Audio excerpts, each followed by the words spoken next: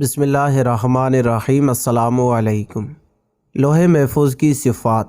لوح محفوظ سفید موتی سے بنا ہوا ہے، یاقوت و سبز زمرد سے مرصع ہے، اور اس کا عرض آسمان اور زمین کے عرض کے برابر ہے، اور اس کا طول اس قدر ہے کہ اللہ کے سوا کوئی نہیں جانتا، اور لوح محفوظ عرش اور کرسی کے درمیان میں ہے۔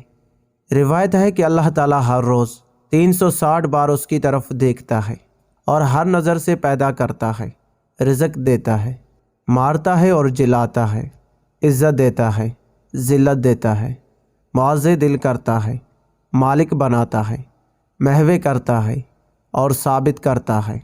بعض صوفیہ نے کہا ہے کہ اس کا طول اتنا ہے جتنا کہ آسمان اور زمین کے درمیان دوری ہے، اور اس کا عرض اس قدر ہے جس قدر کے مشرق و مغرب کے درمیان فاصلہ ہے، اور فقط 10 سطریں اس میں لکھی ہوئی ہے۔